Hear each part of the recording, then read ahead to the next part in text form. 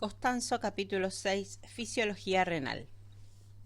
Los riñones cumplen diversas funciones como órganos excretores. Aseguran que el exceso de sustancias o aquellas perjudiciales que se excreten por la orina en cantidades adecuadas. Como órganos reguladores, los riñones mantienen el volumen y la composición constante de los líquidos corporales al variar la excreción de solutos y agua. Por último, como órganos endocrinos, los riñones sintetizan y segregan 3 hormonas: renina, eritropoyetina y 1.25 dihidroxicolecalciferol y prostaglandinas. Anatomía y aporte sanguíneo. Características macroanatómicas del riñón. Los riñones son órganos en forma de judía que se encuentran en la cavidad retroperitoneal del cuerpo. En un corte sagital, los riñones tienen 3 regiones principales. 1. La corteza, que es la región externa, que se encuentra justo debajo de la cápsula renal. 2. La médula, es una región central dividida en la médula externa e interna. A su vez, la médula externa tiene una banda externa y una interna. Y 3. La papila es el extremo más interno de la médula interna y se vacía en unos sacos llamados cálices mayores y menores, que son extensiones del uréter. La orina de cada riñón drena a un uréter y es transportado a la vejiga para almacenarse y eliminarse después. Estructura de la nefrona.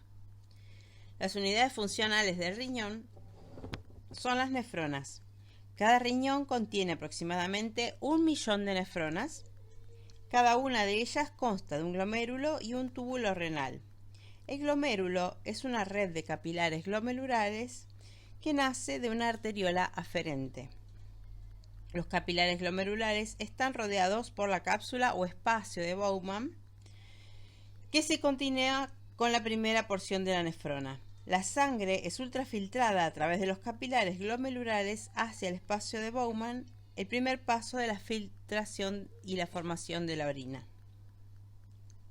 El resto de la nefrona es una estructura tubular revestida de células epiteliales que actúan en las funciones de reabsorción y secreción. La nefrona o túbulo renal consta de los siguientes segmentos, empezando en el espacio de Bowman: túbulo contorneado proximal, túbulo recto proximal, asa de Henle, contiene una rama descendente delgada y una rama ascendente delgada y una rama ascendente gruesa, túbulo contorneado distal y túbulos colectores. Cada segmento de la nefrona es funcionalmente distinto y las células epiteliales que revisten cada segmento tienen una estructura diferente. Por ejemplo, las células del tubo contorneado proximal son únicas porque tienen un amplio desarrollo de microvellosidades llamado borde en cepillo o chapa estriada en el lado luminal. El borde en cepillo ofrece una gran superficie a la importante función reabsortiva del túbulo contorneado proximal. A lo largo del capítulo se hace hincapié en otras relaciones entre la ultraestructura y la función celular. Hay 2 tipos de nefronas: las corticales superficiales y las yuxtamedulares, que se diferencian por la localización de los glomérulos. Las nefronas corticales superficiales tienen los glomérulos en la corteza externa y las nefronas tienen asas de Henle relativamente cortas que descienden solo a la médula externa. Las nefronas yuxtamedulares tienen los glomérulos cerca del borde corticomedular. Estos glomérulos son mayores que los de las nefronas corticales superficiales y en consecuencia sus tasas de filtración glomerular o TFG son mayores. Las nefronas yuxtamedulares se caracterizan por unas asas de Henle largas y descienden profundamente a la médula interna y la papila y son esenciales en la concentración de la orina. Vasculatura renal. La sangre entra en cada riñón por una arteria renal que se ramifica en arteriolas interlobulares, arterias arqueadas y después en arterias radiales corticales. Las arterias más pequeñas se subdividen en el primer grupo de las arteriolas aferentes. Estas llevan sangre a la primera red capilar, los capilares glomerulares, a través de los que se produce la ultrafiltración. La sangre sale de los capilares glomerulares a través del segundo grupo de arteriolas, las arteriolas eferentes que llevan la sangre a una segunda red capilar, los capilares peritubulares que rodean las nefronas. En los capilares peritubulares se reabsorben solutos y agua y se segregan pocos solutos. La sangre de los capilares peritubulares fluye hacia venas pequeñas y luego a la vena renal. El aporte sanguíneo de las nefronas corticales superficiales difiere de las neuronas justaglomedulares. En las nefronas superficiales, los capilares peritubulares se ramifican de arteriolas eferentes y aportan nutrientes a las células epiteliales. Estos capilares también aportan la sangre para la reabsorción y la secreción. En las nefronas juxtamedulares, los capilares peritubulares tienen una especialización denominadas vasos rectos, que son vasos sanguíneos largos en forma de horquilla que siguen el mismo recorrido que el asa de Henle. Los vasos rectos sirven de intercambiadores osmóticos en la producción de orina concentrada. Líquidos corporales. El agua es el medio del entorno interno y constituye un gran porcentaje del peso corporal. En este apartado se explican la distribución de agua de varios compartimentos corporales, los métodos para medir los volúmenes de compartimentos de líquidos corporales, las diferencias en las concentraciones de los principales cationes y aniones entre los compartimentos y los desplazamientos de agua que se producen entre los compartimentos de líquidos corporales cuando existe una alteración fisiológica. Distribución de agua entre los líquidos corporales. Agua corporal total. El agua representa entre un 50 y un 70% del peso corporal con un valor promedio del 60%. El porcentaje de agua corporal total varía en función del sexo y de la cantidad de tejido adiposo del organismo. El contenido de agua corporal está inversamente relacionada con el contenido de grasa. En mujeres tienen menores porcentajes de agua que los hombres, puesto que las mujeres tienen un mayor porcentaje de tejido adiposo. Por esta razón, un hombre delgado tiene un porcentaje mayor de peso corporal en forma de agua, aproximadamente un 70%, y las mujeres obesas, el más bajo, aproximadamente un 50%. La relación entre el contenido de agua y el peso corporal es clínicamente importante porque los cambios de peso pueden utilizarse para calcular los cambios de contenido de agua. Por ejemplo, a falta de otras explicaciones, una pérdida súbita de 3 kilogramos de peso refleja una pérdida aproximadamente de 3 litros de agua corporal total. En la figura 6.4 se muestra la distribución de agua entre los compartimentos de líquidos corporales. El agua corporal total se distribuye en dos grandes compartimentos, el líquido intracelular o LIC y el líquido extracelular o LEC. Aproximadamente 2/3 partes del agua corporal total se encuentra en el LIC y alrededor de 1/3 parte en el LEC. Cuando se expresa como porcentaje de peso corporal, un 40% del peso corporal está en el LIC, 2/3 del 60%, y el 20% de peso en el LEC, 1/3 parte del 60%. Es útil conocer la regla 60-40-20. 60% de peso es agua, 40% es LIC y 20% es LEC. El LEC se divide a su vez en dos compartimentos menores, el líquido intersticial y el plasma. Aproximadamente 3/4 partes del LEC se encuentran en el compartimento intersticial y el cuarto restante en el plasma. Un tercer compartimento de líquidos corporales, el compartimento transcelular, que no se muestra en la figura 6.4, es cuantitativamente pequeño e incluye los líquidos cefalorraquídeo, pleural, peritoneal y digestivo. Líquido intracelular. El LIC es el agua en el interior de las células en el que se disuelven todos los solutos intracelulares. Constituye 2/3 partes del agua corporal total o un 40% del peso corporal. La composición del LIC se detalla en el capítulo 1. Brevemente, los cationes mayores son el potasio y el magnesio, y los aniones mayores son proteínas y fosfatos orgánicos como el trifosfato de adenosina, el difosfato de adenosina y el monofosfato de adenosina. Líquido extracelular. El LEC es el agua que se encuentra en el exterior de las células. Constituye 1/3 parte del agua corporal o un 20% del peso corporal. El LEC se divide en dos subcompartimentos, el plasma y el líquido intersticial. El plasma es el líquido que circula por los vasos sanguíneos y el líquido intersticial baña las células. La composición del LEC es sustancialmente diferente que la del LIC. El catión principal del LEC es el sodio y los aniones principales son el cloro y el bicarbonato. El plasma es el componente acuoso de la sangre. Es el líquido en el que están suspendidos los elementos formes de la sangre. El volumen constituye un 55% del volumen sanguíneo y los elementos formes, es decir, eritrocitos, leucocitos y plaquetas, un 45% restante. El porcentaje de volumen sanguíneo ocupado por los eritrocitos se llama hematocrito, que es de 0,45 o del 45% de promedio y mayor en los hombres, 0,48, que en las mujeres, que tienen un promedio de 0,42. Las proteínas plasmáticas forman alrededor del 7% del plasma por volumen, por tanto, solo el 93% del volumen plasmático es agua plasmática, una corrección que habitualmente no se tiene en cuenta. El líquido intersticial es un ultrafiltrado del plasma. Tiene casi la misma composición que el plasma, excepto las proteínas plasmáticas y los elementos formes. Para entender por qué el líquido intersticial contiene pocas proteínas y ningún elemento forme, recuérdese que se forma por filtración a partir de las paredes capilares. Los poros situados entre las células endoteliales que revisten la pared capilar permiten el paso libre de agua y solutos pequeños, pero estos poros no son lo bastante grandes para permitir el paso de proteínas o células grandes.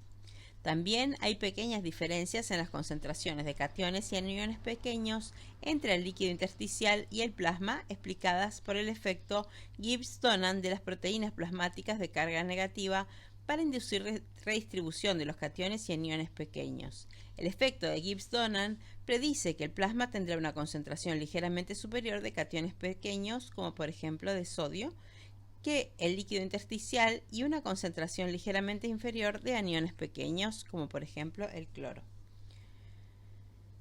Medición de los volúmenes de los compartimientos de líquidos corporales. En los seres humanos, los volúmenes de los compartimentos de líquidos corporales se miden con el método de dilución. El principio básico de este método es que un marcador se distribuirá por los compartimentos de líquido corporales según sus características físicas. Por ejemplo, el azúcar de gran peso molecular, como el manitol, no puede atravesar las membranas celulares y se distribuirá por el LEC, pero no por el LIC. Por tanto, el manitol es un marcador de volumen del LEC. En cambio, el agua isotópica, por ejemplo, el agua pesada u óxido de deuterio, se distribuirá por todas partes y se utiliza como marcador de agua corporal total. Para medir los volúmenes de los compartimentos de líquidos corporales, según el método de dilución, se siguen los siguientes pasos. Desplazamientos de agua entre compartimentos de líquidos corporales. La distribución normal del agua corporal total se ha descrito antes de este capítulo y en el capítulo 1. Sin embargo, hay diversas alteraciones que, ya sea afectando al equilibrio de solutos o de agua, provocan el desplazamiento de agua entre los compartimentos de líquidos corporales. Entre las alteraciones que hay que considerar se encuentran la diarrea, la deshidratación grave, la insuficiencia suprarrenal, la infusión de suero salino isotónico, una ingesta elevada de cloruro sódico o de cloruro de sodio y el síndrome de secreción inadecuada de hormona antidiurética o CADH. En este apartado se ofrece un enfoque sistemático para entender las alteraciones comunes del equilibrio de líquidos. Para entender los desplazamientos de líquidos entre los compartimentos de líquidos corporales se necesitan los siguientes principios clave. Le recomendamos que aprenda y comprenda estos principios. 1. El volumen de un compartimento de líquidos corporales depende de la cantidad de soluto que contiene. Por ejemplo, el volumen del LEC se determina por su contenido de soluto total. Puesto que el catión mayor del LEC es el sodio y los aniones acompañantes cloruro y bicarbonato, el volumen del LEC se determina pues por la cantidad de cloruro de sodio y bicarbonato sódico que contiene. 2. La osmolaridad es la concentración de partículas osmóticamente activas expresada en miliosmoles por litro o en MSOM/L. En la práctica, la osmolaridad es igual a la osmolalidad, que es la misma expresión pero expresada en kilogramos, porque 1 litro de agua equivale a 1 kilo de agua. El valor normal de la osmolaridad entre los líquidos corporales es de 290 miliosmoles por litro o, para simplificar, 300 miliosmoles por litro. La osmolaridad plasmática puede calcularse a partir de la concentración plasmática de sodio, la concentración plasmática de glucosa y el nitrógeno ureico en sangre o BUN, que son los principales solutos del LEC y el plasma. 3. En estado de equilibrio, la osmolaridad intracelular es igual a la osmolaridad extracelular, es decir, la osmolaridad es la misma en todos los líquidos corporales. Para mantener esa igualdad, el agua se desplaza libremente por las membranas celulares. Por tanto, si una alteración cambia la osmolaridad del LEC, el agua se desplazará por las membranas celulares para igualar la osmolaridad del LIC con la nueva osmolaridad del LEC. Después, un breve periodo de equilibrio, mientras se desplaza el agua, se alcanza un nuevo estado de equilibrio y las osmolaridades vuelven a ser iguales. 4. Se supone que los solutos de cloruro de sodio como bicarbonato de sodio y azúcares grandes como el manitol están confinados en el compartimento del LEC porque no atraviesan fácilmente las membranas celulares. Por ejemplo, si una persona ingiere una gran cantidad de cloruro de sodio, ese cloruro de sodio se añadirá solo en el compartimento del LEC y el contenido total de solutos del LEC aumentará. En la tabla 6.2 se enumeran las 6 alteraciones que los líquidos corporales se ilustran en la figura 6.5. Estas alteraciones están agrupadas y nombradas en función de que afecten a la contracción o a la expansión del volumen y que comporten un aumento o un descenso de la osmolaridad de los líquidos corporales. La contracción del volumen significa un descenso del volumen del LEC y es sinónimo de depresión de volumen. La expansión del volumen significa un aumento del volumen del LEC y es sinónimo de sobrecarga de volumen. Los términos isosmótico, hiperosmótico e hiposmótico se refieren a las osmolaridades del LEC. Por tanto, una alteración isosmótica significa que no hay ningún cambio en la osmolaridad del LEC. Una alteración hiperosmótica significa que hay un aumento en la osmolaridad del LEC. Y una alteración hiposmótica significa que hay un descenso en la osmolaridad del LEC. Para entender los fenómenos que se producen en estas alteraciones, deben seguirse 3 pasos. Primero, identificar cualquier cambio que haya en el LEC. Por ejemplo, se añadió soluto al LEC, se perdió agua del LEC. Segundo, decidir si ese cambio causará un aumento, un descenso o ningún cambio en la osmolaridad del LEC. Tercero, si hay un cambio en la osmolaridad del LEC, determinar en qué dirección se desplazará el agua, hacia el interior o hacia el exterior de las células, para restablecer la igualdad entre la osmolaridad del LEC y del LIC. Si no hay ningún cambio en la osmolaridad del LEC, el agua no se desplazará. Si hay un cambio en la osmolaridad del LEC, entonces debe producirse un desplazamiento de agua. Contracción isosmótica del volumen. Diarrea. Una persona con diarrea pierde un gran volumen de líquido del tracto gastrointestinal. La osmolaridad del líquido que se pierde es aproximadamente igual a la del LEC e isosmótica. Por tanto, la alteración de la diarrea es la pérdida del líquido isosmótico del LEC. En consecuencia, el volumen del LEC disminuye, pero no se produce ningún cambio acompañante de la osmolaridad del LEC porque el líquido perdido es isosmótico. Al no cambiar la osmolaridad del LEC, no es necesario que se desplace el líquido a través de las membranas celulares y el volumen del LIC no cambia. En el nuevo estado de equilibrio, el volumen del LEC disminuye y las osmolaridades del LEC y del LIC no cambian. El descenso del volumen del LEC significa que el volumen de sangre, un componente del LEC, también se reduce, por lo que disminuye la presión arterial. Otras consecuencias de la diarrea incluyen el aumento del hematocrito y la concentración de proteínas plasmáticas, que se explica por la pérdida del líquido isosmótico del compartimento del LEC. Los eritrocitos y las proteínas que se quedan en el componente vascular del LEC están concentrados debido a la pérdida del líquido. Contracción hiperosmótica del volumen. Restricción hídrica. Una persona que se pierde en el desierto y que no puede beber agua pierde cloruro de sodio y agua por el sudor. Un dato importante que no se manifiesta inmediatamente es que el sudor es hipoosmótico respecto del LEC, es decir, en comparación con los líquidos corporales, el sudor contiene relativamente más agua que solúteo. Hipoosmótico. Debido a que se pierde el líquido hipoosmótico del LEC, el volumen del LEC disminuye y la osmolaridad del LEC aumenta. La osmolaridad del LEC es transitoriamente superior a la osmolaridad del LIC y esta diferencia de osmolaridad provoca el desplazamiento de agua del LIC al LEC. El agua fluirá hasta que se aumente la osmolaridad del LIC y iguale la osmolaridad del LEC. La salida de agua de las células disminuye en el volumen del LIC. En el nuevo estado de equilibrio, los volúmenes del LEC y LIC disminuirán y las osmolaridades del LEC y LIC aumentarán y se igualarán entre sí. En la contracción hiperosmótica de volumen aumenta la concentración de proteínas plasmáticas, pero el hematocrito no cambia. La explicación de este aumento de la concentración de proteínas plasmáticas es sencilla. Se pierde el líquido del LEC y las proteínas plasmáticas que quedan se concentran. Sin embargo, el motivo por el cual el hematocrito no cambia no resulta tan obvio. La pérdida de líquido del LEC solo aumentaría la concentración de eritrocitos y del hematocrito. No obstante, también se desplaza el líquido en esta alteración. El agua pasa del LIC al LEC, puesto que los eritrocitos son células, el agua sale de ellos, disminuyendo su volumen. Por tanto, aumenta la concentración de eritrocitos, pero su volumen disminuye. Los dos efectos opuestos se compensan entre sí y el hematocrito no cambia.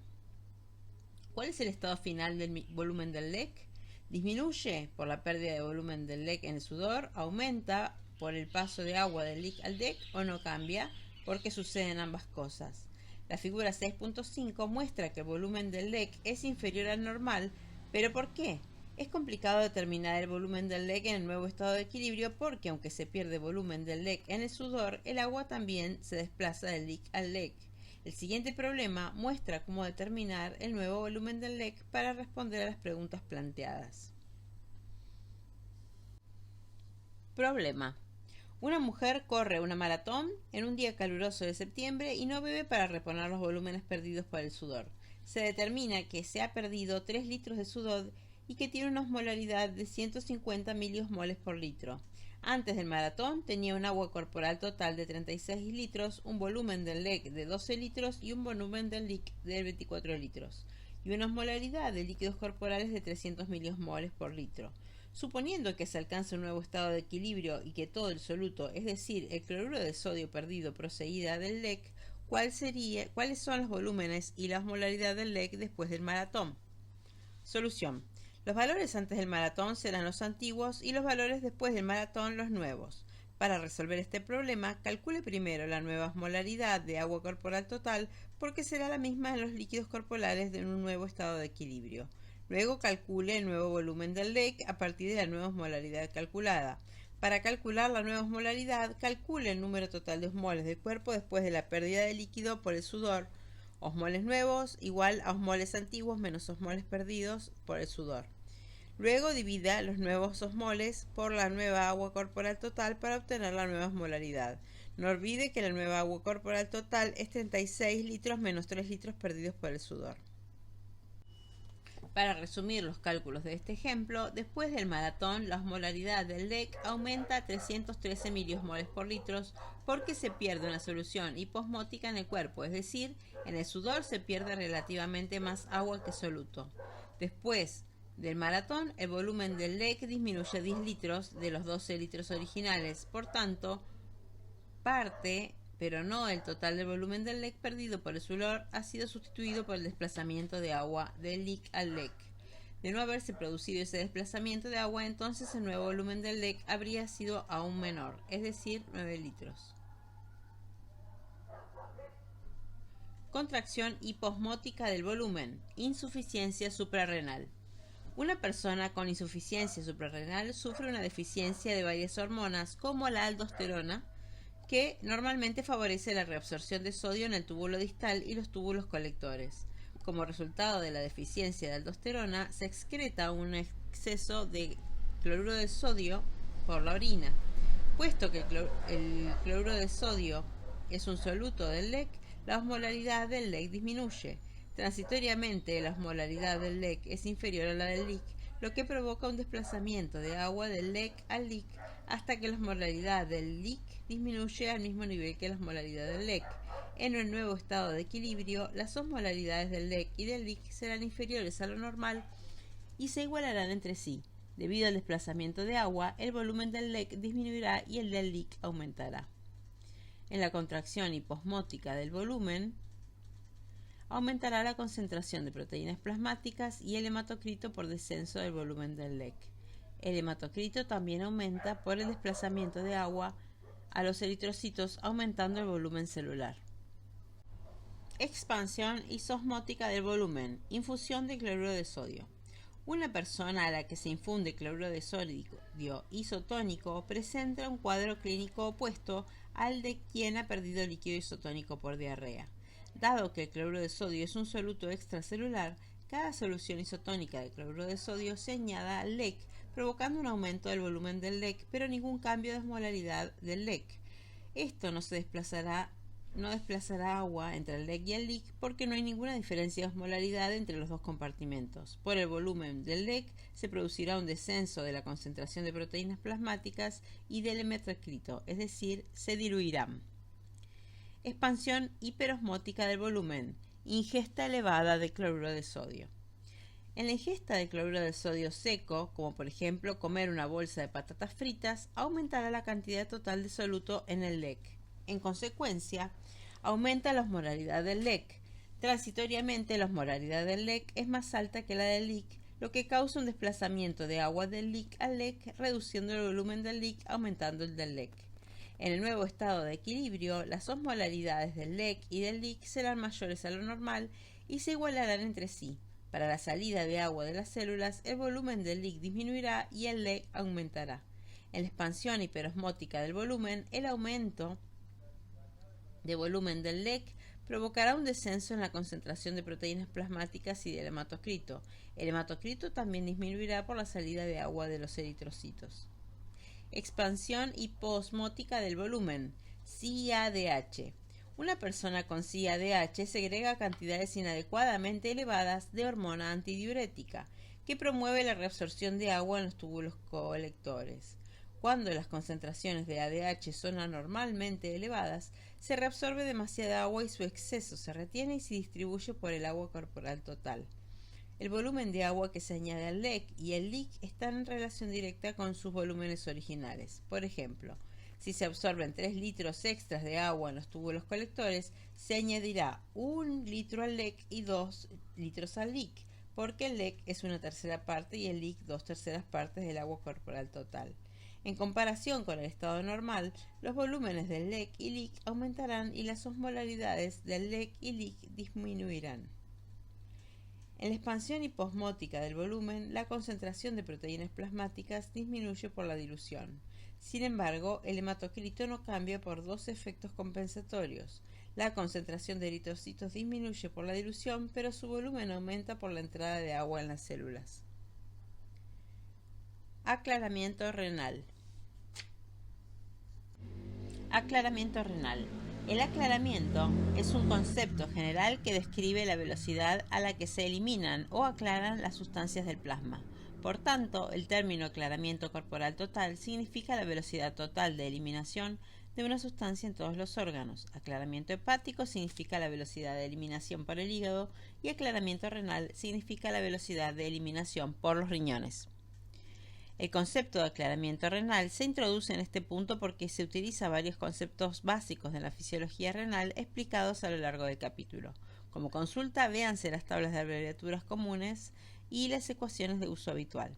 Por definición, el aclaramiento renal es el volumen de plasma que a su paso por los riñones queda totalmente libre de una sustancia por unidad de tiempo. A mayor aclaramiento renal, más plasma queda completamente libre de la sustancia.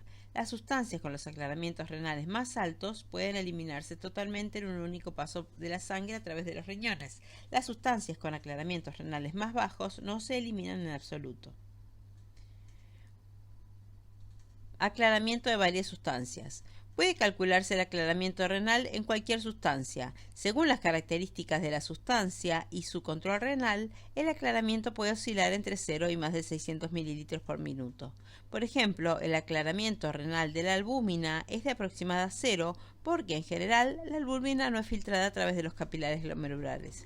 El aclaramiento renal de la glucosa también es 0, aunque por una razón diferente. La glucosa es filtrada y luego es completamente reabsorbida hacia el torrente circulatorio, a no ser que se saturen los... O sea, si tiene diabetes se va a saturar y sí hay aclaramiento.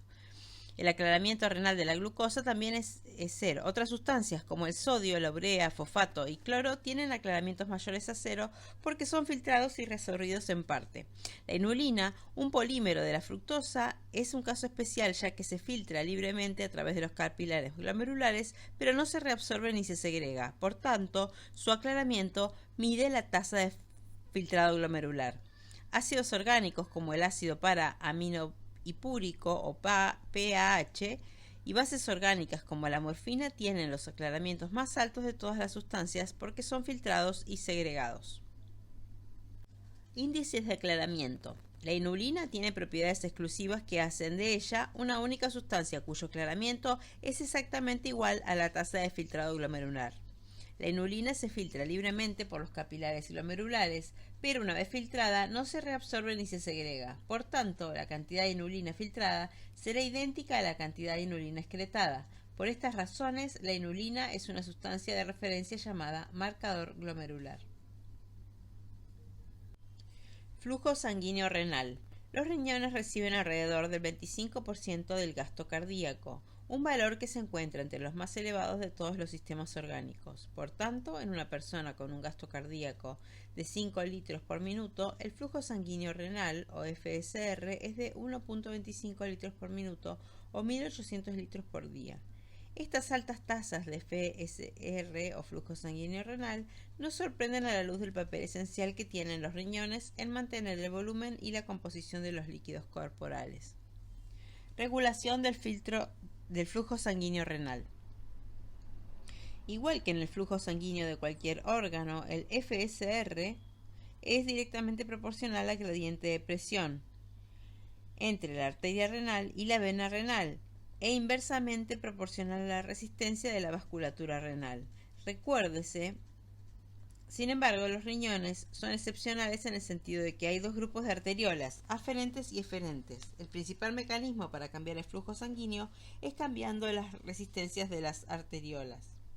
En el riñón, esto puede conseguirse cambiando la resistencia arteriolar aferente o la resistencia arteriolar eferente. Sistema nervioso simpático y catecolaminas circulantes. Las arteriolas aferentes y eferentes están inervadas por fibras nerviosas simpáticas que producen vasoconstricción por activación de los receptores alfa 1. Sin embargo, puesto que hay bastantes más receptores alfa 1 en las arteriolas aferentes, el aumento de la actividad nerviosa simpática produce un descenso del filtrado sanguíneo renal y de la tasa de filtración glomerular. Los efectos del sistema nervioso simpático sobre la resistencia vascular renal pueden apreciarse si se consideran respuestas a la hemorragia. Recuérdese que el capítulo 4, que la pérdida de sangre y el descenso resultante de la presión arterial provocan un aumento de flujo de salida simpático al corazón y los vasos sanguíneos mediante el mecanismo vasoreceptor. Cuando ese aumento de actividad simpática activa los receptores alfa 1 renales, existe una vasoconstricción de las arteriolas aferentes que reduce el flujo sanguíneo renal y la tasa de filtración glomerular. Por tanto, el sistema cardiovascular intentará elevar la presión arterial, incluso a expensas del flujo sanguíneo a los riñones. Angiotensina 2. La angiotensina 2 es un potente vasoconstrictor de las arteriolas aferentes y eferentes. El efecto de la angiotensina 2 sobre el flujo sanguíneo renal está claro. Contrae los dos grupos de arteriolas, aumenta la resistencia y disminuye el flujo sanguíneo. Sin embargo, las arteriolas eferentes son más sensibles a la angiotensina 2 que las aferentes, y esta diferencia en la sensibilidad tiene consecuencias por su efecto en la tasa de filtración glomerular. Brevemente, las concentraciones bajas de angiotensina 2 producen un aumento de la tasa de filtración glomerular al contraer preferentemente las arteriolas eferentes, mientras que concentraciones altas de angiotensina 2 producen un descenso de la tasa de filtración glomerular al contraer las arteriolas aferentes y eferentes. En caso de hemorragia, la pérdida de sangre reduce la presión arterial que activa el sistema renina-angiotensina-aldosterona. La concentración elevada de angiotensina 2, junto con el aumento de actividad nerviosa simpática, contrae las arteriolas aferentes y eferentes y reduce el flujo sanguíneo renal y la tasa de filtración glomerular. Péptido natriurético auricular, o PNA. El PNA y las sustancias relacionadas como el péptido natriurético cerebral, que es el PNC, causan la dilatación de las arteriolas aferentes y la constricción de las eferentes. Puesto que el efecto dilatador de un PNA sobre las arteriolas aferentes es mayor que su efecto constrictor sobre las eferentes, se produce una disminución general de la resistencia vascular renal y el consiguiente aumento del flujo sanguíneo renal. La dilatación de las arteriolas aferentes y la constricción de las eferentes causan ambas aumento de la tasa de filtración glomerular. Prostaglandinas. Varias prostaglandinas, como por ejemplo la prostaglandina E2 y la prostaglandina I2, se producen localmente en los riñones y causan la vasodilatación de las arteriolas aferentes y eferentes. Los mismos estímulos que activan el sistema nervioso simpático y aumentan las contracciones de angiotensina 2 en la hemorragia también activan la producción local renal de las prostaglandinas. Aunque estas acciones pueden parecer contradictorias, los efectos vasodilatadores de las prostaglandinas protegen claramente el filtrado sanguíneo renal. Por tanto, las prostaglandinas atenúan la vasoconstricción producida por el sistema nervioso simpático y la angiotensina 2. Sin resistencia, esta vasoconstricción puede causar una importante reducción del flujo sanguíneo renal, provocando una insuficiencia renal. Los antiinflamatorios no esteroides o AINE inhiben la síntesis de prostaglandinas y por tanto interfieren en los efectos protectores de las prostaglandinas sobre la función renal después de una hemorragia y pueden causar una reducción del filtrado sanguíneo renal. Dopamina. Es un precursor de la noradrenalina que tiene acción selectiva sobre las arteriolas en varios lechos vasculares. En concentraciones bajas, la dopamina dilata las arteriolas cerebrales, cardíacas, esplácnicas y renales y contrae las arteriolas del músculo esquelético y cutáneas. Por tanto, puede administrarse una dosis baja de dopamina para tratar la hemorragia por su efecto protector, vasodilatador, sobre el flujo sanguíneo de varios órganos críticos como los riñones. Óxido nítrico. El óxido nítrico se sintetiza por las células endoteliales renales a partir de la L-arginina. Se produce a nivel local, causa dilatación de las arteriolas renales y protege frente a los efectos vasoconstrictores del sistema nervioso simpático. Autorregulación del flujo sanguíneo renal. El flujo sanguíneo renal se autorregula con un amplio intervalo de presiones arteriales, PA, medias.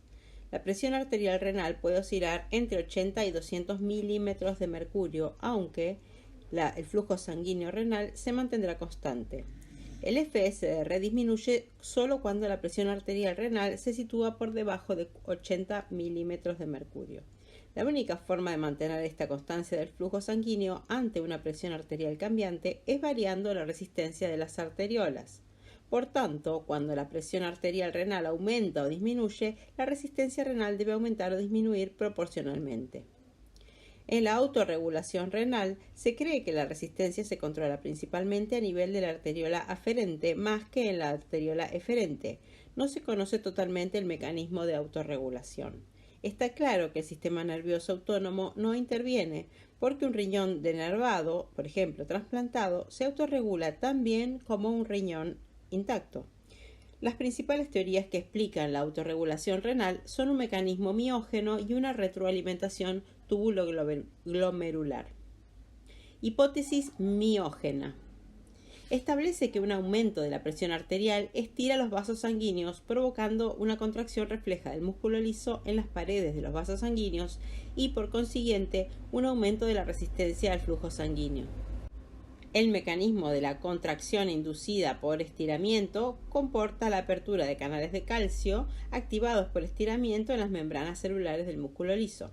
Al abrirse estos canales, entra más calcio en las células del músculo liso vascular, causando más tensión en la pared del vaso sanguíneo. La hipótesis miógena explica la autorregulación del flujo sanguíneo renal de la siguiente forma. Los aumentos de la presión renal estiran las paredes de las arteriolas aferentes que responden contrayéndose. La contracción arteriolar aferente aumenta la resistencia arteriolar aferente y el aumento de la resistencia compensa el aumento de la presión arterial y el flujo sanguíneo renal se mantiene constante. Retroalimentación tuboglomerular. La retroalimentación tubuloglomerular también es un mecanismo de autorregulación que se explica a continuación. Cuando la presión arterial renal aumenta, lo hacen también el flujo sanguíneo renal y la tasa de filtración glomerular. El aumento de la tasa de filtración glomerular genera un incremento en la liberación de solutos y agua a la región de la mácula densa del túbulo distal inicial que detecta algunos de los componentes de la carga aumentada liberada. La mácula densa, que es parte del aparato yuxtaglomerular, responde a la mayor carga liberada con la secreción de una sustancia vasoactiva que contrae las arteriolas aferentes por medio de un mecanismo paracrino de renina. La vasoconstricción local de las arteriolas aferentes normaliza el flujo sanguíneo renal y la tasa de filtración glomerular, es decir, hay una autorregulación. La retroalimentación tubuloglomerular se produce en los siguientes pasos. 1. El aumento de la tasa de filtración glomerular provoca un mayor aporte de líquido y solutos en sentido anterógrado hacia la mácula densa. Dos de los solutos, el sodio y el cloro, son transportados a las células de la mácula densa por el cotransportador sodio 2-cloro-potasio. El aumento resultante de la concentración intracelular de cloro despolariza la membrana vasolateral de las células de la mácula densa. La despolarización abre canales de calcio y aumenta la concentración intracelular de calcio. El aumento del calcio intracelular libera adenosina de las células de la mácula densa. La adenosina actúa a nivel local por un mecanismo paracrino para producir vasoconstricción de las arteriolas aferentes continuas. Esta vasoconstricción provoca una disminución de la FSR y de la TFG de vuelta a la normalidad. Varios factores modifican la sensibilidad de la retroalimentación tubuloglomerular, como la expansión del volumen, el péptido natriurético auricular y una dieta alta en proteínas. El efecto de una dieta con alto contenido en proteínas para aumentar la tasa de filtración glomerular tiene una importancia clínica especial. Dicha dieta incrementa la reabsorción de sodio y cloro proximal en la mácula densa, con lo que disminuye la liberación de sodio y cloro a la mácula densa y mediante retroalimentación tubuloglomerular se induce un aumento en la tasa de filtración glomerular. Filtración glomerular. La filtración glomerular es el primer paso de la formación de orina. A medida que la filtración del flujo sanguíneo renal entra en los capilares glomerulares, una parte de la misma es filtrada hacia el espacio de Bowman, la primera parte de la nefrona. El líquido filtrado es similar al líquido intersticial y se llama ultrafiltrado. Dicho líquido contiene agua y todos los pequeños solutos de la sangre, pero no contiene proteínas ni elementos formes. Las fuerzas encargadas de la filtración glomerular son similares a las que funcionan en los capilares sistémicos, es decir, las fuerzas de Starling. Sin embargo, hay diferencias en las características y la superficie de la barrera del capilar glomerular, haciendo que las tasas de filtración glomerulares sean mucho más elevadas que las tasas de filtración de los capilares sistémicos. Características de la barrera de filtración glomerular. Las características físicas de la pared del capilar glomerular determinan la tasa de filtración glomerular y las características del filtrado glomerular. Estas características determinan qué se filtra y cuánto se filtra en el espacio de Bowman. Capas del capilar glomerular. La figura 6.9 muestra las principales características de un capilar glomerular aproximadamente a 30.000 aumentos. Empezando en el lumen capilar y desplazándose hacia el espacio de Bowman, las tres capas que se explican en los siguientes apartados forman la pared capilar del la pared del capilar glomerular. Endotelio. La capa de células endoteliales tiene poros de 70 a 100 nanómetros de diámetro. Puesto que estos poros son relativamente grandes, los solutos fluidos disueltos y las proteínas plasmáticas son filtrados a través de esta capa de barrera del capilar glomerular. Por otro lado, los poros no son lo bastante grandes como para que puedan filtrarse por ellos las células sanguíneas. Membrana basal. La membrana basal tiene tres capas. La lámina rara interna se fusiona con el endotelio, la lámina densa está en el centro de la membrana basal y la lámina rara externa se fusiona con la capa de las células epiteliales. Esta membrana basal multicapa no permite la filtración de proteínas plasmáticas y por lo tanto es la barrera más importante del capilar glomerular. Epitelio. La capa de las células epiteliales consta de células especializadas llamadas podocitos que están unidas a la membrana basal por los pedículos, no son los pedicelos. Entre ellos están las hendiduras de filtración de 25 a 60 nanómetros de diámetro conectados por finos diafragmas. Debido al tamaño relativamente pequeño de las hendiduras de filtración, la capa epitelial, además de la membrana basal, también es una barrera importante de filtración. Carga negativa en la barrera del capilar glomerular. Además de las barreras de la filtración constituidas por los diversos poros y hendiduras, otra característica de la barrera glomerular es la presencia de glucoproteínas cargadas negativamente. Estas cargas negativas fijas están en el endotelio, en la lámina rara interna y externa y en la membrana basal, en los podocitos y los pedículos y en las hendiduras de filtración del epitelio. La consecuencia de estas cargas negativas fijas es que añaden un componente electrostático a la filtración. Los solutos cargados positivamente serán atraídos por las cargas negativas de la barrera y se filtrarán más fácilmente. Los solutos cargados negativamente serán repelidos por las cargas negativas de la barrera y se filtrarán menos fácilmente. Para solutos pequeños como el sodio, el potasio, el cloro o el bicarbonato, el efecto de la carga sobre la filtración del soluto no es importante. Independientemente de la carga, los solutos pequeños se filtran libremente por la barrera glomerular. Sin embargo, para solutos grandes como las proteínas plasmáticas, la carga no altera la filtración porque los diámetros moleculares de estos solutos más grandes son similares a los diámetros de los poros y las hendiduras. Por ejemplo, con un pH fisiológico, las proteínas plasmáticas tienen una carga negativa neta y su filtración estará restringida por su tamaño molecular y por las cargas negativas que recubren la barrera glomerular. En ciertas enfermedades glomerulares se eliminan las cargas negativas de la barrera, aumentando la filtración de las proteínas plasmáticas y causando proteinuria. Además, el efecto de la carga sobre la filtración de solutos grandes se ha demostrado en ratas midiendo la tasa de filtración de una serie de moléculas de dextrano de diferentes tamaños o radios moleculares y con diferentes cargas netas. Para un radio molecular dado, había un dextrano neutro, un dextrano cargado negativamente aniónico y un dextrano cargado positivamente o catiónico. A cualquier radio molecular, el dextrano catiónico fue el más filtrable, el aniónico el menos filtrable y el neutro estaba en el medio. Los cationes fueron extraídos por las cargas negativas en los poros, los aniones fueron repelidos y las moléculas neutras no se vieron afectadas. Fuerzas de Starling a través de los capilares glomerulares. Igual que en los capilares sistémicos, las presiones que dirigen el movimiento del líquido a través de la pared glomerular son las presiones o fuerzas de Starling. Teóricamente, hay 4 presiones de Starling, 2 presiones hidrostáticas, una de la sangre capilar y otra del líquido intersticial, y 2 presiones oncóticas, una en la sangre capilar y una en el líquido intersticial. Al aplicar estas presiones de los capilares glomerulares, hay una pequeña modificación. Se considera que la presión oncótica del espacio de Bowman, que es análoga a la del líquido intersticial, es 0 porque no hay filtración de proteínas.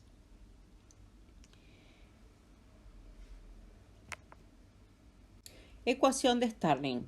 El movimiento del líquido a través de la pared del capilar glomerular es la filtración glomerular. Está guiada por las presiones de Starling a través de la pared y suponiendo que la presión oncótica en el espacio de Bowman sea 0, se describe con la ecuación de Starling.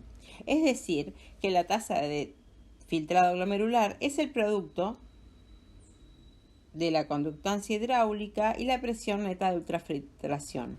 La presión neta de ultrafiltración, la fuerza impulsora, es la suma algebraica de las tres presiones de Stirling, omitiendo la presión oncótica en el espacio de Bowman, que es igual a 0. En los capilares glomerulares, la presión neta de ultrafiltración siempre favorece la filtración. Por eso el movimiento del líquido siempre va hacia el exterior de los capilares. A mayor presión neta, mayor tasa de filtración glomerular. La figura 6.10 muestra una representación de las tres presiones de Stirling, cada una de ellas con una flecha. La dirección de la flecha indica si la presión favorece la filtración fuera del capilar o la absorción hacia el interior del capilar. El tamaño de la flecha indica la magnitud relativa de la presión. El valor numérico de la presión en milímetros de mercurio tiene un signo positivo si la presión favorece la filtración y un signo negativo si la presión favorece la absorción. La presión neta de ultrafiltración, que es la fuerza impulsora, es la suma algebraica de las tres presiones. La figura 6.10a muestra el perfil de las presiones de Stirling al inicio en el capilar glomerular. Al principio del capilar glomerular, la sangre acaba de llegar de la arteriola aferente y aún no se ha producido la filtración. La suma de las tres presiones de Stirling o la presión neta de ultrafiltración es de más 16 milímetros de mercurio. Por lo tanto, la presión neta de ultrafiltración favorece claramente la filtración. La figura 6.10b muestra las tres presiones de Stirling al final del capilar glomerular. En este punto la sangre se ha filtrado extensamente y está a punto de salir del capilar glomerular para entrar en la arteriola eferente. La suma de las tres presiones de Stirling ahora es 0. Dado que la ultrafiltración neta es 0, no puede producirse ninguna filtración, un punto llamado equilibrio de filtración. De forma práctica, el equilibrio de filtración normalmente se produce al final del capilar glomerular. Una pregunta importante que plantear es, ¿qué hace que se produzca el equilibrio de filtración? En otras palabras, ¿qué presión de Stirling ha cambiado para que la presión neta de ultrafiltración sea 0? Para responder esta pregunta, hay que comparar las presiones de Stirling al principio del capilar glomerular con las del final del capilar. La única presión que cambia es la presión oncótica de la sangre capilar glomerular. A medida que se filtra el líquido hacia afuera del capilar glomerular, las proteínas se quedan atrás y la concentración de proteínas de la presión oncótica aumentan. Al final del capilar glomerular, la presión oncótica ha aumentado hasta un punto en que la presión neta de la ultrafiltración es 0. Una cuestión relacionada a que la sangre que abandona los capilares glomerulares se convierte en sangre capilar peritubular, que tiene por tanto una presión oncótica alta, que se convierte en una fuerza impulsora para la reabsorción en el tubo proximal de la nefrona. La presión no disminuye a lo largo de los capilares glomerulares como sucede en los capilares sistémicos. La diferencia en los capilares glomerulares es la presencia de un segundo grupo de arteriolas, las arteriolas eferentes. La constricción de las arteriolas eferentes impide el descenso de la presión, que si no, se produciría a medida de que el líquido fuera filtrado a lo largo de la longitud de los capilares glomerulares. Cambios en las presiones de Stirling. La tasa de filtración glomerular depende de la presión neta de ultrafiltración, que a su vez depende de la suma de las presiones de Stirling en la pared del capilar glomerular. Por tanto, debe quedar claro que los cambios de la tasa de filtración glomerular pueden producirse por cambios en cualquiera de las presiones de Stirling.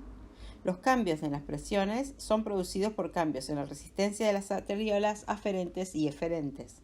Por razones aparentes, los cambios en la tasa de filtración glomerular se producen en direcciones opuestas según la arteriola afectada. El mecanismo subyacente de este fenómeno se muestra en la figura 6.11, que muestra la constricción de la arteriola aferente en la que aumenta en la imagen A, en la que aumenta la resistencia arteriolar aferente. Como se espera en la constricción arteriolar, el flujo plasmático renal o FPR disminuye. La tasa de filtración glomerular también disminuye porque al fluir menos sangre hacia el interior del capilar glomerular, la presión disminuye reduciendo la presión neta de ultrafiltración.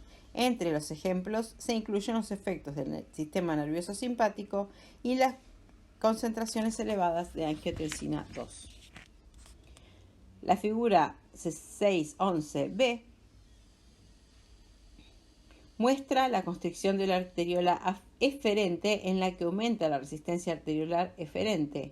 El efecto de la constricción arteriolar en el filtrado flujo plasmático renal es igual al de la constricción de la arteriola aferente. Disminuye, aunque el efecto de la TFG sea opuesto y aumenta la tasa de filtración glomerular, porque se impide que la sangre abandone el capilar glomerular, provocando un aumento de la presión y de la presión neta de ultrafiltración. Un ejemplo de esto es el efecto de las concentraciones bajas de angiotensina 2.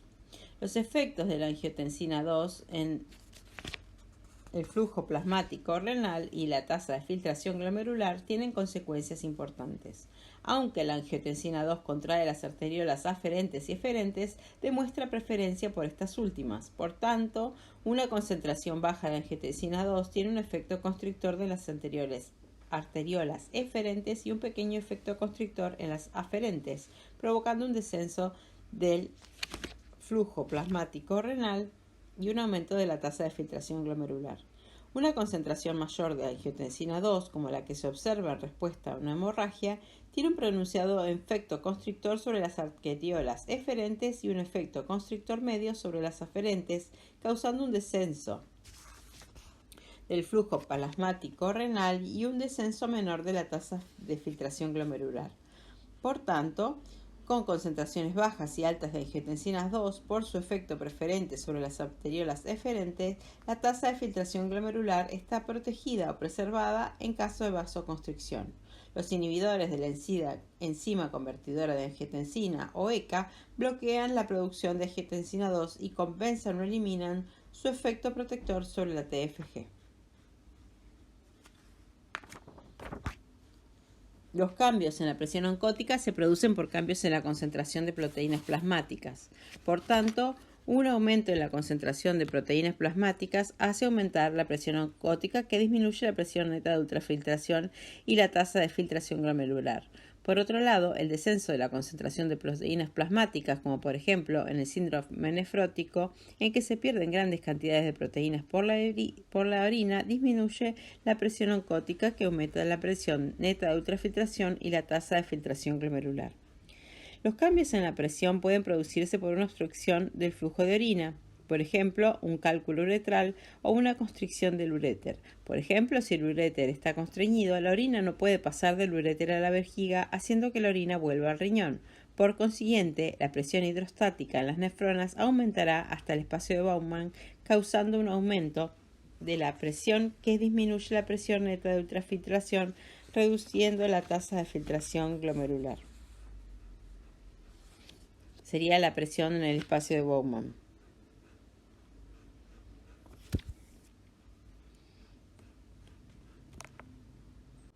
El marcador glomerular de referencia para la medición de la tasa de filtración glomerular es la inulina, un polímero de fructosa que no se une a las proteínas plasmáticas, no está cargada y tiene un tamaño molecular que le permite filtrarse libremente por la pared del capilar glomerular. Una vez filtrada, la inulina es totalmente inerte en el túbulo renal, no es reabsorbida ni segregada por las células tubulares renales. Por tanto, las cantidades de inulina filtrada por los capilares glomerulares es exactamente igual a la cantidad de inulina excretada por la orina. Por lo tanto, el aclaramiento de inulina es igual a la tasa de filtración glomerular. Después, otros marcadores de la tasa de filtración glomerular puede ser la creatinina. La inulina es el único marcador glomerular perfecto. Ningún otro marcador satisface los criterios requeridos a la perfección. La sustancia más parecida es la creatinina, que se filtra libremente por los capilares glomerulares, pero también se segrega una pequeña cantidad. Por tanto, el aclaramiento de creatinina sobreestima ligeramente la tasa de filtración glomerular. Sin embargo, la comodidad de usar la creatinina compensa ese pequeño error.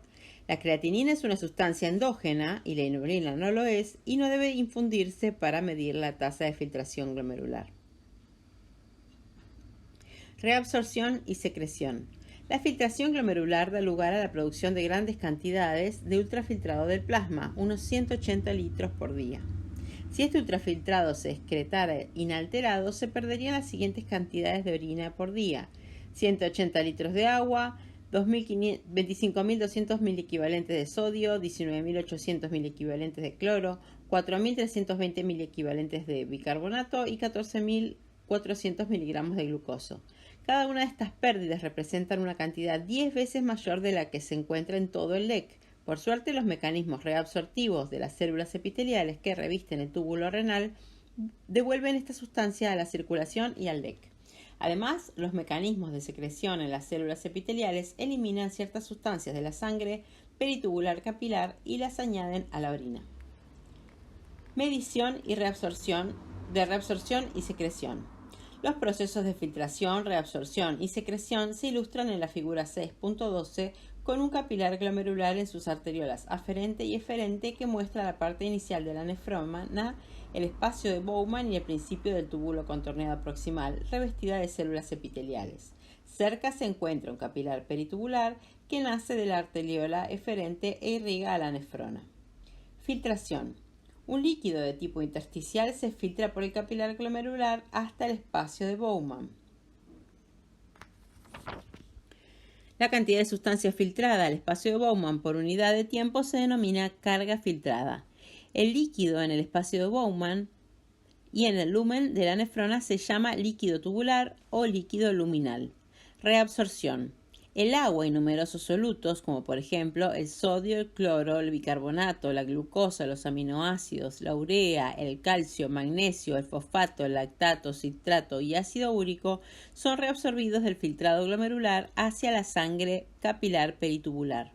Los mecanismos de absorción incluyen transportadores en las membranas de las células epiteliales renales y, como se ha señalado, si no se produjera la reabsorción, la mayoría de los componentes del LEC se perdería rápidamente en la orina. Secreción. Algunas sustancias, como por ejemplo ácidos orgánicos, bases orgánicas, potasio y ácido úrico, se segregan de la sangre peritubular capilar al líquido tubular. Por tanto, además de la filtración, la secreción proporciona un mecanismo de excretar sustancias por la orina. Igual que en la reabsorción, los mecanismos de secreción incluyen transportadores en las membranas de células epiteliales que revisten en la nefrona. Excreción o tasa de excreción. Se refiere a la cantidad de una sustancia excretada por unidad de tiempo. La excreción es el resultado neto o la suma de los procesos de filtración, reabsorción y secreción. La tasa de excreción puede compararse con la carga filtrada para determinar si una sustancia se ha reabsorbido o segregado. La figura 6.13a ilustra el control renal del sodio, un soluto que es filtrado libremente y es reabsorbido después. En este ejemplo, la carga filtrada de sodio es de 25.200 miliequivalentes por día y la tasa de excreción del sodio es de 100 miliequivalentes por día. Dado que la carga filtrada de sodio es superior a la tasa de excreción, debe haber habido una reabsorción neta de sodio. El riñón reabsorbe 25.100 miliequivalentes por día, que es un 99.4% de la carga filtrada. La figura 66.13b muestra el control renal de PA, un soluto filtrado y segregado después. En este ejemplo, la carga filtrada de PA es de 18 gramos al día y la tasa de excreción es de 54 gramos al día. Dado que la carga filtrada de PA es inferior a la tasa de excreción, debe haber una secreción neta de PA que representa 36 gramos al día. Tasa de excreción menos carga filtrada. En este ejemplo, la tasa de excreción del PA es 2 veces mayor que la carga filtrada original. Glucosa. Ejemplo de reabsorción. La glucosa es filtrada a través de los capilares glomeruladas y reabsorbida por las células epiteliales del tubo contorneado proximal. La reabsorción de glucosa es un proceso en 2 pasos que incluye transporte de sodio-glucosa por la membrana luminal y transporte facilitado de glucosa por la membrana peritubular. Dado que hay un número limitado de transportadores de glucosa, el mecanismo es saturable, es decir, tiene un transporte máximo. Mecanismo celular de reabsorción de glucosa. La figura 6.14 muestra el mecanismo celular de la reabsorción de glucosa en el túbulo proximal inicial. La membrana luminal de las células epiteliales está en contacto con el líquido tubular en el lumen y contiene un cotransportador de sodio-glucosa. La membrana peritubular o la membrana vasolateral de las células da a la sangre capilar peritubular y contiene una bomba de potasio ATPasa y el transportador facilitado de glucosa. En la reabsorción de glucosa, el líquido tubular a la sangre capilar peritubular se produce en los siguientes pasos. 1. La glucosa se mueve del líquido tubular a la célula con un cotransportador sodio-glucosa llamado SLGT2 en la membrana luminal. Un ion sodio y una glucosa se unen a una proteína cotransportadora, la proteína gira y la membrana en la membrana y sodio y glucosa se liberan al LIC. En ese paso, la glucosa se transporta en un contra de su gradiente electroquímico. La energía de este transporte ascendente de glucosa procede del movimiento descendente de sodio. Sería un transporte activo secundario. 2. El gradiente de sodio se mantiene por la sodio-potasio ATPasa en la membrana peritubular. Debido a que el ATP se usa directamente para dar energía a la sodio-potasio ATPasa e indirectamente para mantener el gradiente de sodio, el cotransporte de sodio-glucosa se llama transporte activo secundario. La glucosa es transportada de la célula de la sangre capilar peritubular por difusión facilitada. En este proceso, la glucosa se mueve a favor de su gradiente electroquímico y no necesita energía. Las proteínas que intervienen en la difusión facilitada de la glucosa se llaman GLUT1 y GLUT2 y que pertenecen a una familia mayor de portadores de glucosa. Figura 6.13. Ejemplos de sustancias que son reabsorbidas o segregadas. A. Ejemplo de reabsorción neta de sodio. El sodio filtrado y reabsorbido por las células del epitelio renal. La excreción de sodio es la diferencia entre la carga filtrada y la tasa de reabsorción. B. Ejemplo de secreción neta de ácido para-aminohipúrico o PA. El PA es filtrado y segregado por las células del epitelio renal. La excreción de PA es la suma de la carga filtrada más la tasa de secreción. Se muestran los cálculos para la carga filtrada, tasa de reabsorción y secreción y tasa de excreción en miliequivalentes por día.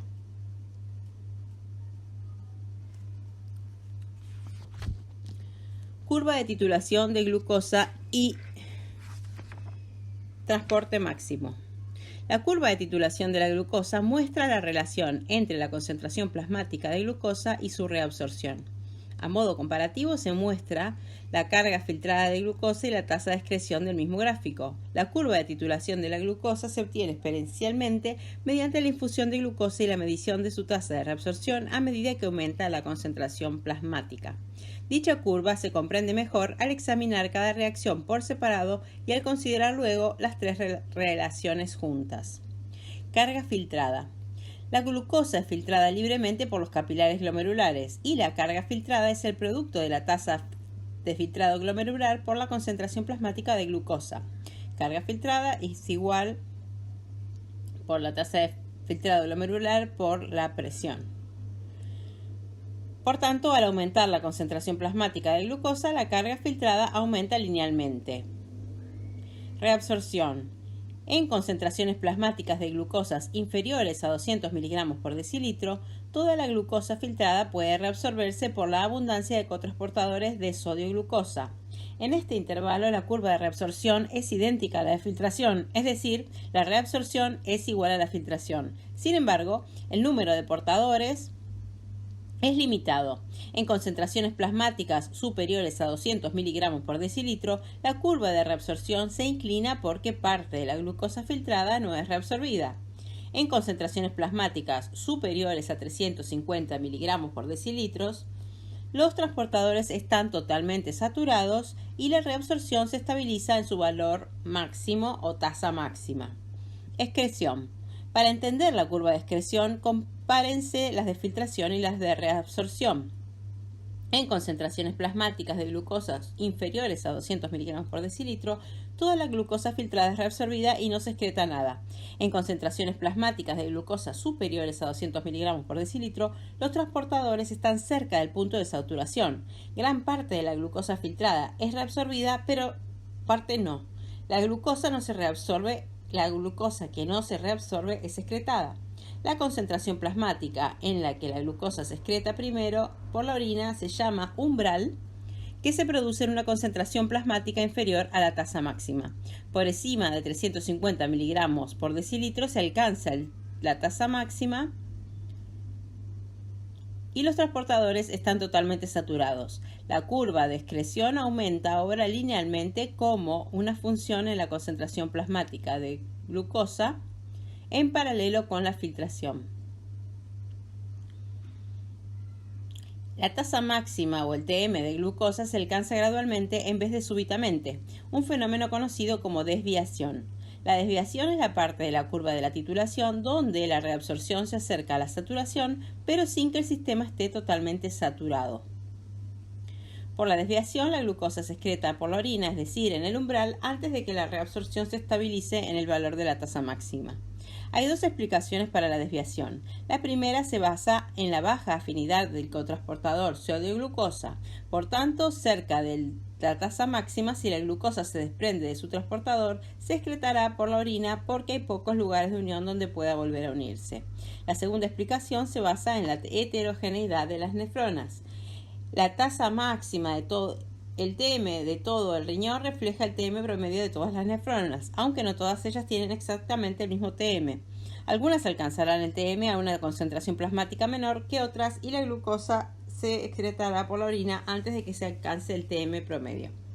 Glucosuria. En concentraciones plasmáticas normales de glucosa, entre 70 y 100 miligramos por decilitro, toda la glucosa filtrada es reabsorbida y no se excreta nada. Sin embargo, en algunas circunstancias se produce glucosuria, es decir, excreción o pérdida de glucosa por la orina. Las causas de la glucosuria pueden entenderse remitiéndonos de nuevo a la curva de titulación de la glucosa. 1. En la diabetes mellitus no controlada, la falta de insulina hace aumentar la concentración plasmática de glucosa a cifras anormalmente elevadas. En este trastorno, la carga filtrada de glucosa supera la capacidad reabsortiva, es decir, la concentración plasmática de glucosa es superior a la tasa máxima y la glucosa se excreta por la orina. 2. Durante el embarazo aumenta la tasa de filtración glomerular, lo que incrementa la carga filtrada de glucosa hasta el punto que puede superar la capacidad reabsortiva. 3. Varias alteraciones congénitas del cotransportador sodio-glucosa se asocian a descensos de la tasa máxima, provocando la excreción de glucosa por la orina en concentraciones inferiores a las plasmáticas normales.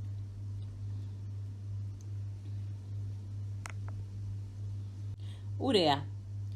Ejemplo de reabsorción pasiva. La urea es transportada por la mayoría de los segmentos de la nefrona. A diferencia de la glucosa, que es reabsorbida por mecanismos mediados por portadores, la urea es reabsorbida y segregada por difusión, simple y facilitada. La tasa de reabsorción o secreción se determina por la diferencia de concentración de urea entre el líquido tubular y la sangre y por la permeabilidad de las células epiteliales a la urea. Cuando hay una gran diferencia de concentración y la permeabilidad es elevada, la reabsorción de urea es elevada. Cuando hay una pequeña diferencia de concentración y o la permeabilidad es baja, la reabsorción de urea es baja. La urea es filtrada libremente por los capilares glomerulares y la concentración del filtrado inicial es idéntica a la de la sangre. Es decir, inicialmente no hay ninguna diferencia de concentración o fuerza impulsora para que se reabsorba urea. Sin embargo, a medida que se reabsorbe agua por la nefrona, la concentración de urea en el líquido tubular aumenta, creando una fuerza impulsora para la reabsorción pasiva de urea. Por tanto, la reabsorción de urea generalmente sigue el mismo patrón que la reabsorción de agua. A mayor reabsorción de agua, mayor es la reabsorción de urea y menor su excreción. En el túbulo proximal, el 50% de la urea filtrada se reabsorbe por difusión simple. A medida que se reabsorbe agua en el túbulo proximal, la urea queda ligeramente por detrás, lo que provoca que la concentración de urea en la luz tubular sea algo superior a su concentración sanguínea. Esta diferencia de concentración provoca luego una reabsorción pasiva de urea. Al final del túbulo proximal, un 50% de la urea filtrada se ha reabsorbido, por tanto, un 50% sigue en el lumen. La urea se segrega en la rama descendente delgada de las de Henle. Por mecanismos que se explicarán más adelante, hay una concentración elevada de urea en el líquido intersticial de la médula interna.